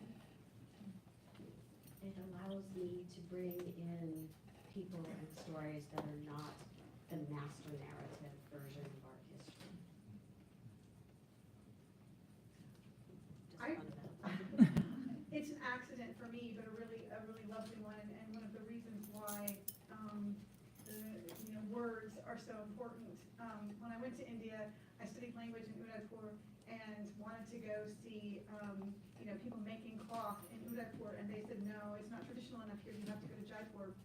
So I went to Jaipur, and when I got to Jaipur, they said, no, you can't really study it here, you have to go out to Sanganer. And then Sanganer said, no, we've just recently started doing screen prints, you have to go to Bagru. And nobody told me to go anywhere else once I got to Bagru, and so I stayed there. And became really steeped in this idea of craft and heritage. And when I first got to India, I wanted to stay away from two things: religion and craft heritage. Specifically because India often collapsed with its traditions and its religions. And I didn't want to continue that practice. But the other thing about anthropologists is that we follow what people tell us to do, right? If that's important to you, that's what I'm going to listen to. And so that desire to stay away from that and being led into it made me ask, why is this so important? Why is the analytic of craft so important to certain people? What does it mean to them to really kind of own that in the ways that they do? And so that's why it became important to me. It's interesting. To me, the objects that I am looking at are all very quote unquote finely, one of a kind, high end, if you will, objects, and craftsmanship is important in these objects. And so, what does craftsmanship mean? And this one, connoisseurship is one thing, which is also very important. I don't shy away from that at all. And when you start looking at objects and determining their, not just their value, but them in a hierarchy between others, you realize that craftsmanship is important. And then what does that mean? And that's where I am in this. What does craftsmanship mean? And then I realize that I don't know, because I don't know who made these things, or I don't know. It's a kind of a vicious cycle, but craftsmanship is important, and we'll see where that takes me. Well, my answer would be very similar to Namita's actually. It's really, it allows me to call to attention sites and forms of work and dimensions of work and actors who are rendered invisible. In my case, it would be the master narrative of technology or computing, but almost exactly the same answer. Yeah, I don't want to say it's same, but almost same. The craft, I mean, some people might disagree with me, but very much for me, it helped me to think about these practices of making that often fall out of those institutional definition of either design or craft. So certain practice of making that tends to be ordinary or non-craft design. So part of my work I've been doing extensive interview with a group of people who repair fishing boats for getting to Europe. And these are people who the boat making is their family business, but because of transnational fishing companies on the west coast of Africa, so they cannot make boats for fishing anymore. But they repurpose this boat in terms of remake them, because you need a different hull, you need a different capacity. If you want to get to Canary Island or to this, you cannot use the same fishing boat. But to think about this, migration politics or these practices of movement or the way people claim the right to movement through the lens of making, then it makes me able to think about what I call the technical mode of critical borders. So the material mode of critical borders that these people can practice. So that's how it's been helpful for me. Can I ask a follow-up question to you about that? Because I think you may be the person here who might have some understanding of this. I've been fascinated recently by refugee camps in places that have, obviously in the United States and what's going on here right now, but in other places where there are camps that were supposed to be there for 2 years, 5 years, and are now there for 30 generations that are being born, raising their children in these environments, right? Where is the study of craft and new traditions and material practices? You know, I'd be curious if you've come across anyone who's examining that and what's being found, you know, what's being understood about it. Well, no, I don't know of any study as such, but maybe because these camps are, even though they're 30 years, they still operate as a camp. One of the problems with camps that it does, no matter it's now, I mean, people calling these camps now, we should think of them as camp cities, right? They are cities.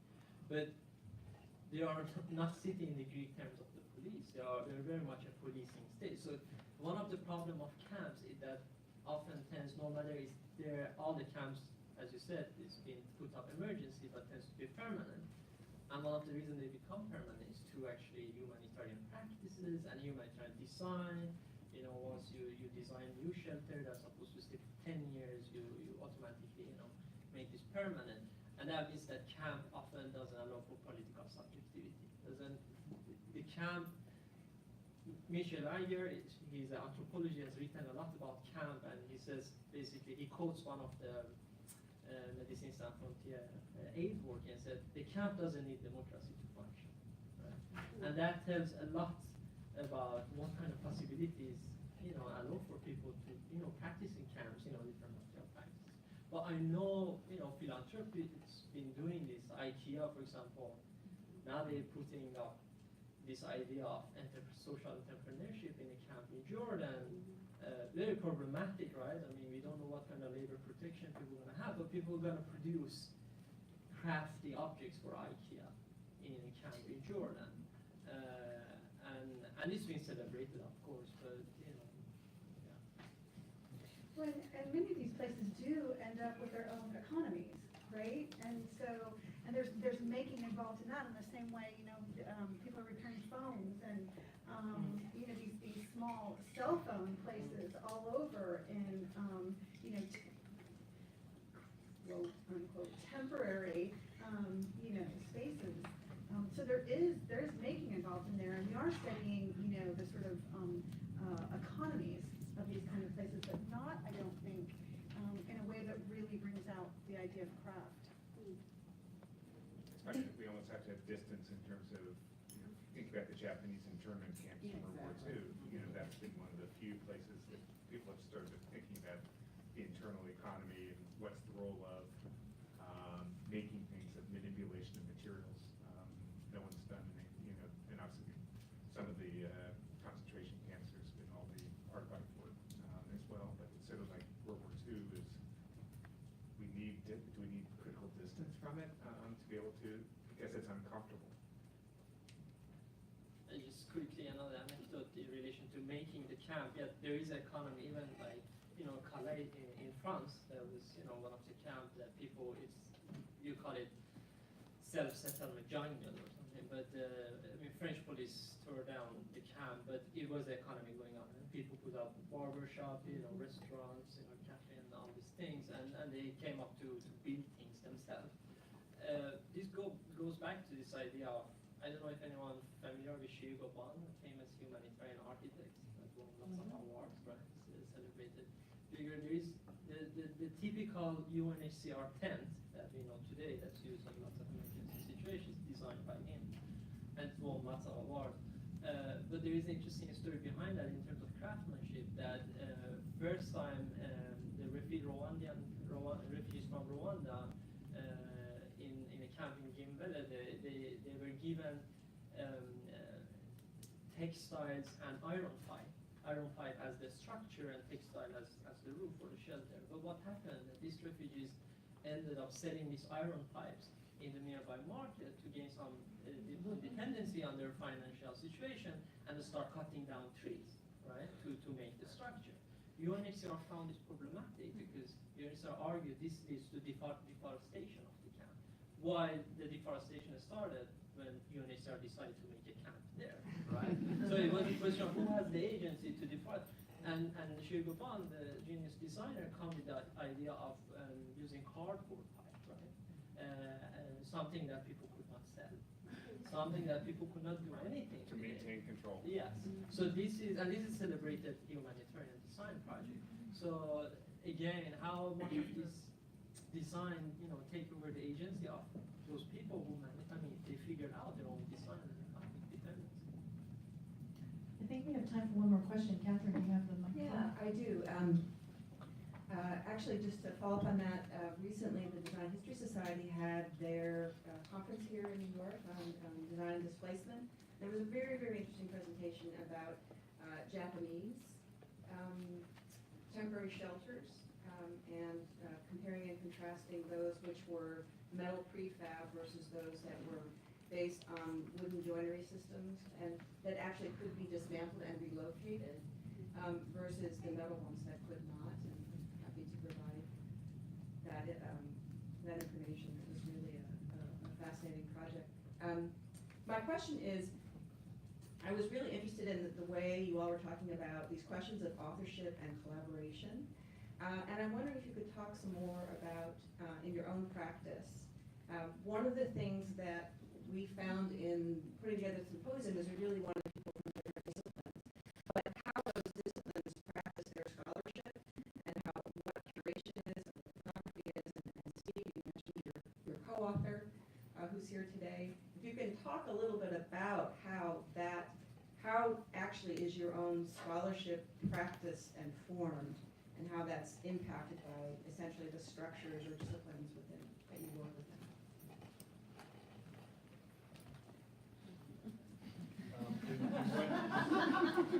In what dimensions? Like how we go about doing our scholarship, like the craft of our craft as scholars.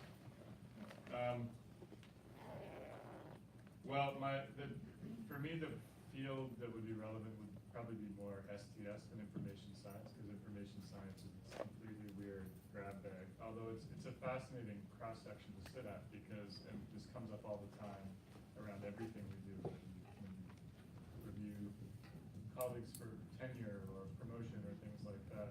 You find out that the metrics are wildly different and the forms of work are wildly different between fields, and that they're all sitting in one room, which is interesting. So I guess my sense of scholarly craft really comes more from the science and technology studies world. It's sort of my core grounding, I would say. It's been inflected in interesting ways by moving into an informational science environment, which is a much more robust collaborative culture and co-authorship culture. So now almost everything I do is actually co-authored. It's probably been years since I've written a single authored piece. It's a funny situation, and it causes problems actually sometimes when you come up, when I encounter my old disciplinary norms, because under my old disciplinary norms, that looks kind of weird, right? Like, well, what does that mean that you co-author? Does that mean, I don't understand who did the work, how do you have that? But for me, that's been like the great joy of doing what I do, is to work with lots of different people. I think a lot about the craft of writing, actually. I think that's a key dimension of the work that I do that I think is very craft-like in nature. And in fact, one of the reasons that I collaborate so prolifically, and in particular with students, is because collaboration has really been the best way I know to transmit the craft of writing. Writing a paper together is kind of like a form of apprenticeship or collaboration, in which, the old model that I grew up under was somebody reads your work and they give you feedback. So you should change this in a very simple way, or this, I'm not sure about this idea. But actually getting down to the level of the sentence and saying, this word needs to go there.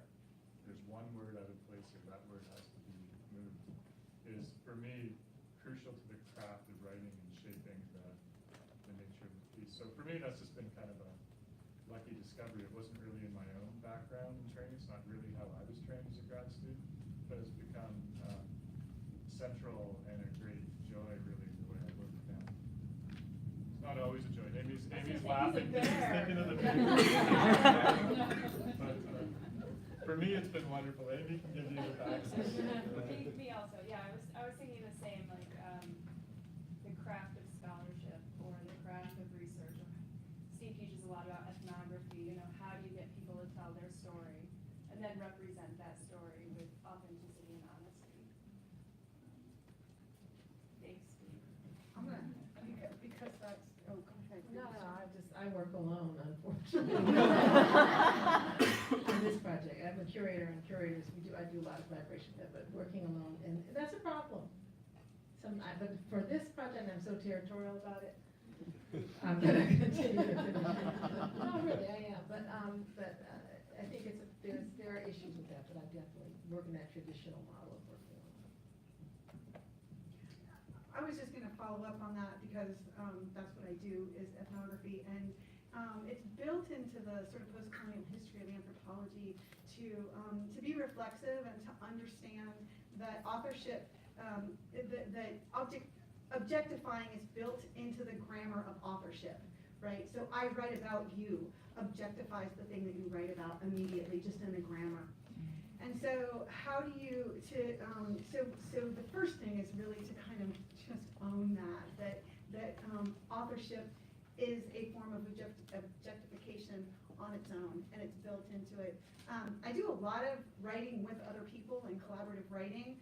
I have not written with informants yet, because that has been nearly impossible.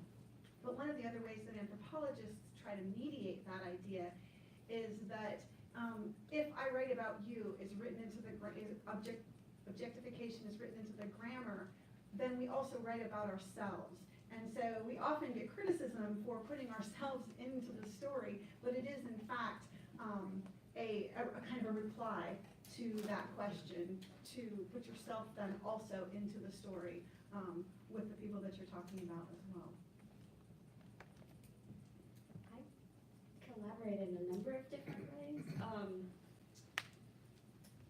and some of them are really hard, which speaks to the question of collaborations are not always even all the time. I have a writing partner that I write a lot of work with, Benjamin Linnell. We're working on a project on gender and jewelry, and we actually are working with our subjects. We've done interviews with a number of people about gender and adornment, and we wrote comments and questions. We've exchanged those with the subjects, and we've given them the authority to remove things, to revise things, to add things, to reply to them, and then eventually that is going to be published in some kind of an open platform combined with some kind of a book. We're still debating because, money. So once we figure out all the details, that will come through in some other way. But the idea is to try to push back on this idea of objectification and to allow people to have a back and forth. I can't really think of very many things that I have written that I have not sent to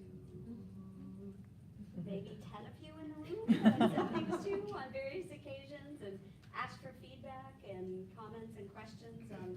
I don't like to work alone. I like to step back and think alone and process and then put it back out there and test.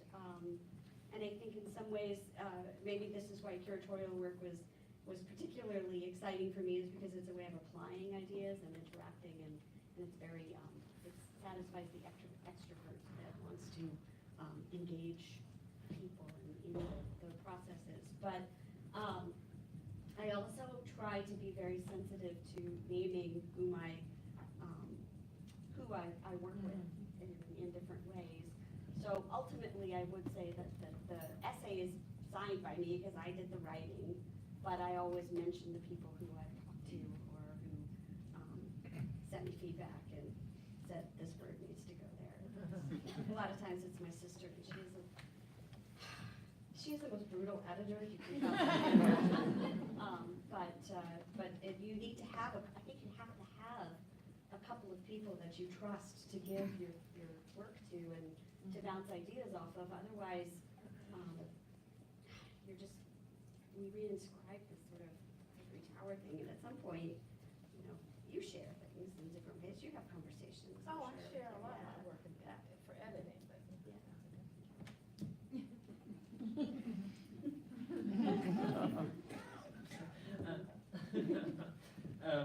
Yeah, I do collaborate a lot. Though the question is because is maybe not necessarily all of them would go to like an academic format or writing an article, because whether we like it or not, is it informal or people collaborate? If they're not academics, we already have this unequal power relationship, right? Like the language I use, the term, the concept, the way I structure, my argument with the person's not academic. So the question would be how that knowledge can be, that knowledge that came out of this collaboration can be communicated in different formats that those people are more comfortable with. So on that note, trying to do, kind of more artistic books, visual books on old techniques of smuggling. And there it's based on different craft workshops that's documented. So then, because then it's a different sort of relationship with the other producers involved. So I think it's a question of thinking of different formats and different platforms that can do that. And then it comes to disciplinary ones. I mean, the type of work I do is impossible if I would not cross to other disciplines, right? Anthropology and critical border studies and so on and so forth. So without them, I mean, design is not capable to